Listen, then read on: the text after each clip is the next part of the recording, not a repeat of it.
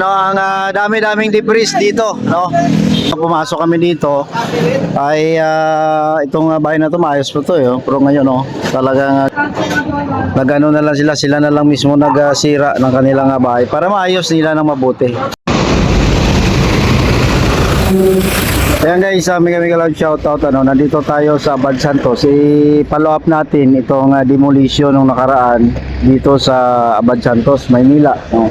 So nandito tayo sa kabila, hintayin lang natin na mag stoplight para tatawid tayo sa kabila. So nakita natin na kung nakaraan ay may nakatayo pang 3-story no, na bahay, ngayon yan na siya guys.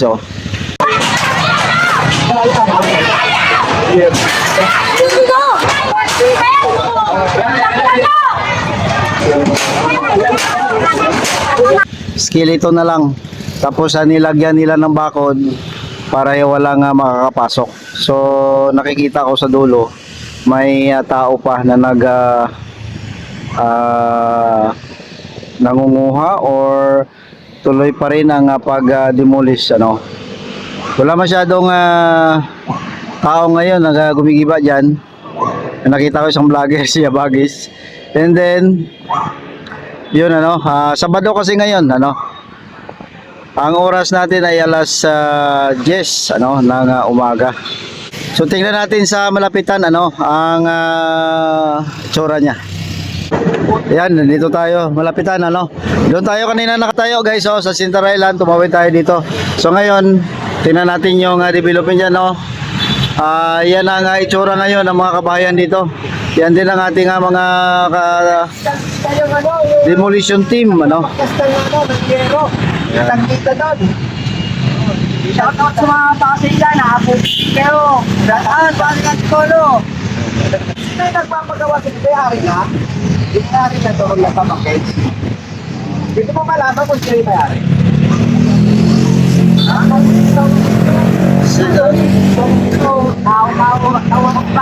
Contractor kayo? Contractor, lang pala sila, guys. Sa mga ilang bahay pang gibay niyan? Hanggang doon pa sa dulo? Na-interview ko na yan, ibang bahay pa. Mga? 5 bahay. Na-interview ko na sila Almost 70 years na nakatira yung mga resident. At ito, subject for demolition, pero hindi pa ngayon. Hindi pa ngayon. May nakausap pa rin yung... Baka nangingi ng Baka meron pang konting pinag-uusapan, pero sabi nga, subject for demolition. Yun. Tapos, ito naman, yung nasa gitna, willing naman, may nakausap ako mga residente dyan, willing naman doon sila kung umalis sa mapayapang paraan. Yung malaking bahay dyan na concrete. At ito yung fake news. Gusto mo malaman yung fake news? Anong fake news? Nakausap kasi mga residente ron. Fake news daw po yung 50,000 na binibigay bawat pamilya. So walang 50,000? Wala. Yun po yung kumakalat, Kasi bakit daw hindi pa nila tinanggap yung 50,000, sayang naman daw. Pero ayon sa mga residente, nakausap natin, halos karamihan sabi, wala pong 50,000 na inaalok sa kanila. Yan ang dito guys, may mga gumigiba pa or tawag dito, nangunguha ng pwede nga mapakinabangan. Pero I don't know kung member yan ng demolition team, kasi dito guys ang mga residente allowed sila na kunin ang pwede pang mapakinabangan sa kanilang bahay. Tulad niyan yung mga kahoy, pwede nilang kunin yan kasi ayon nga sa mga kapulisan or authority, kanila yan, ang lote lang ang kukunin nila. Yan natin dito guys, kinukuha pa nila ang pwede nga mapakinabangan, yung aparador, maganda pa yan, so pwede pa nilang kunin yan, anything na pwede nilang makuha dyan, kahoy, yan.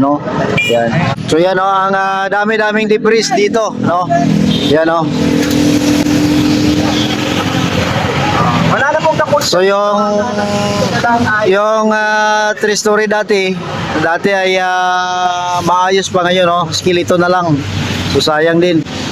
So yung mga kahoy na yan guys, pwede pa nga kunin nila yan, balikan nila at kunin ang poste na yan, pwede pa yan, maganda pa yan. Ayan po. Ayan ha. Nakalive ako ha.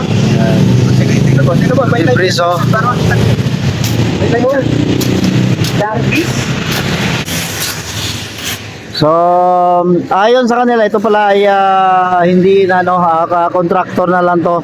Ang nagpapagawa niyan ang yung may-ari na ng lote, no. So, ibig sabihin, nakatayo pa lang ito ay may nagmamay-ari na, no. Ayun. So, yan. So, ilang bahay pa yan hanggang sa likod, guys, ano, ang gigibain. Meron pa yan.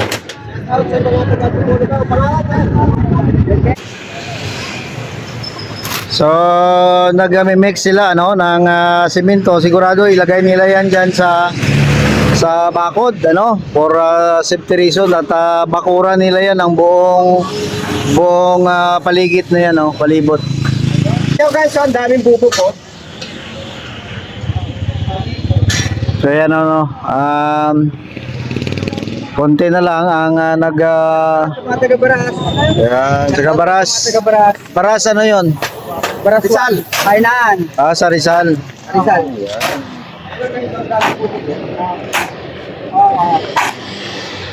So nung first day no ng demolition guys, medyo may batuhan ano na nangyari dito. Hindi lang natin abutan pero during live or dumating ako may mga kapulisan pa dito na nakatambay pero ngayon wala na siyempre medyo mahinaw na yung mga lambato ay hinuli na no dinakip at siyempre medyo may kaso silang harapin ano. So yan ito yung update dito guys sa demolition na nakaraan ano, medyo normal na ngayon no. Ang natira na lang mga ilang bahay no, ito sabi nga subject for demolition din yung blue na yan. Pero nag-negotiate pa yata ang may-ari no. Yan. At ito, tingnan nyo si Kuya, tuloy-tuloy pa rin yung paghakot no. Nang pwede nilang mapakinabangan yung mga kahoy na yan, pwede pa yan, matibay pa yan yung sa taas na yon na self-demolition, sila na lang nagiba ng kanilang bahay kasi mas maganda sila pa maalagaan nila yung kahoy tulad yan, yung kahoy pag pinirsa mo yun, mabali yan pero kung sila, siyempre no, maalagaan nila no, mahawakan nila ng mahusay you know? Yan, tingnan nyo guys, so yan ang update dito. So, pasok tayo dito guys para makita nyo. So, nung nakaraan na pumasok kami dito, diba? Pasukin natin ang ground zero.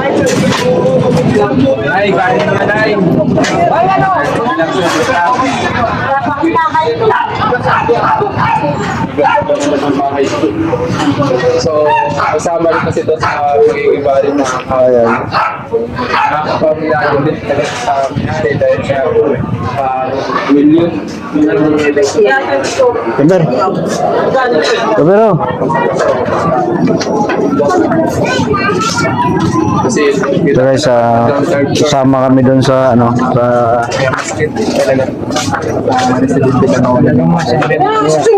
yung pinag-ipunan, ginastusan, buong buhay. Ano yung sa inyo dito, sir? Atin na yun nila sa mag-iibang. ay itong bahay na to maayos pa to pero ngayon no, talagang gibang-giba na. So ang iba self-demolish na lang ito no. Yan no. Sila mga nagano na lang sila na lang mismo nagsira ng kanilang bahay para maayos nila ng mabuti. Itong mga kahoy na yan no, pwede pa yan no. Daming pakinabangan. Tapos ito din guys, so sila sarili na sila guys ano. Sinira na nila ang kanilang bahay. No, sila na mismo nagsira yan no. Kawawa din no, grabe.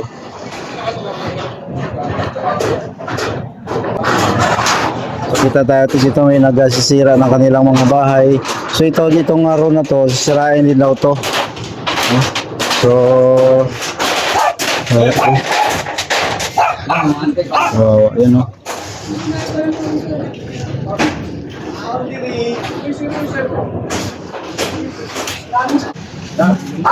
Ayan o. So, ang dating magandang bahay ito, sayang to. Ganda, ganda pa naman ang bahay na to. Diba? So, more than ano sila dito guys nakatira? More than 60. Nung iba dito na pinanganak. Nag-asawa, nagkaanak, no? Dito na. Tapos sa lilisanin mo, amakin mo yung lungkot na yan, ano? Kung ikaw din sa lugar mo yan, ano? Yan, labas na tayo guys. Salamat, salamat. Yan ang update dito sa demolition. Salamat, salamat po. So may mga simento dito. Yan naman ay sa ano na daw yan, may-ari, contractor na yan ang nagtatrabaho. Hindi na yan member ng demolition team. Wala na po mga tao. Yan si Kuya, oh. Ang Yero, pwede pa yan, oh. Nag-self-dismantle. Oh. Ito sila kuya, oh. Yan, pwede pa yan. Sila yung Oh. kinukuha nila yung mga mapapakinabangan pa nila. Oh. At binigyan naman sila ng chance ng may-ari na ilabas na lahat ng gusto nilang ilabas na gamit.